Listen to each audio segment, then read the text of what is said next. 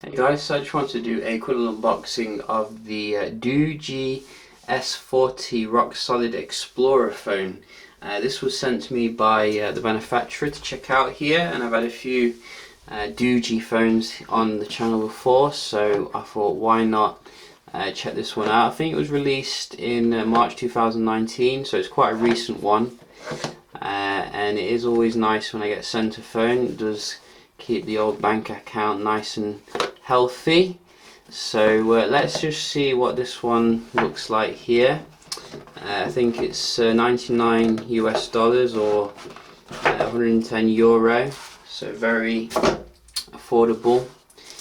You are getting a rugged kind of build here as well for those of you work in like a factory environment. Very good.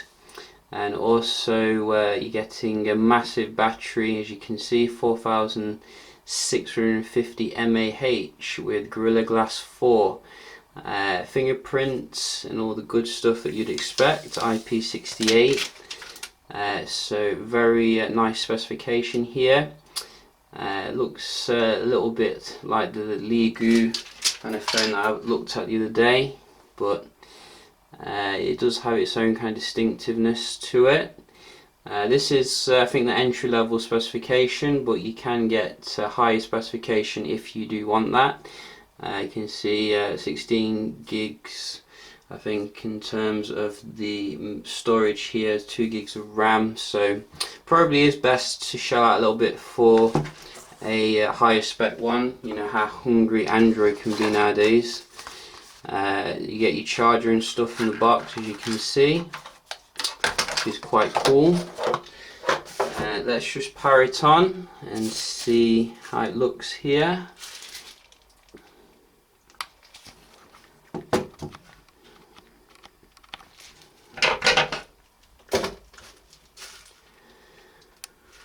So what else does it have? It has obviously 4G connectivity, so you don't have to worry about it being 3G. You do have the quad-core processor and a nice intro. Been a while since I heard a manufacturer actually put an intro on. They all seem to sound the same nowadays. But the Android is looking quite stock here, as you can see, not too much in the way of modification. So we'll just skip through this nice and fast. And it's also got the military standard accreditation for drop testing. So that's similar to the LG V series handsets, which is quite reassuring.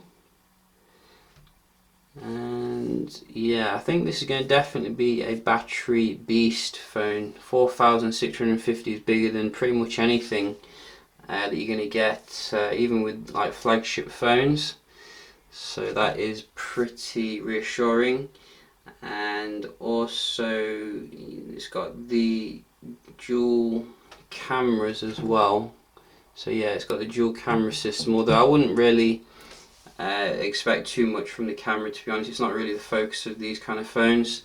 Android 9 right out of the box as well, Pie with the artificial intelligence technology, which is good. And you can see you get your wireless update stuff here, so you don't have to worry about it being abandoned. And so it sounds very retro, like, you know, your old kind of Android, like Kit Kat startup there, which does bring me back. So you can see, as I said, it is I think a MediaTek processor, so it's going to be probably a little bit slower than your Snapdragon devices, but for the price you can't really complain ultimately. Let's just see there you go, Doogee. It's kind of skin here, very nice and stock, which should help with the performance. See how bright the screen gets. So is that the brightest? One area I would say that these manufacturers could improve on is the screen brightness. It seems to be a little bit low with these kind of cheaper phones, but I'm sure if you kind of look on it head on, it shouldn't be too bad, as you can see. But it is quite a basic screen on this, so don't expect too much.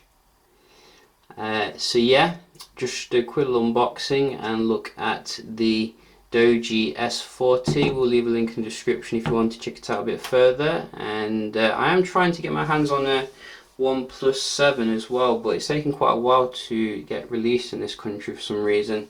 Not really interested in the bigger one, because I don't think it reaches the OnePlus price point. But nevertheless, I'll keep trying to get one in. So yeah, hope you found this video helpful, and I'll see you in the next one. Cheers.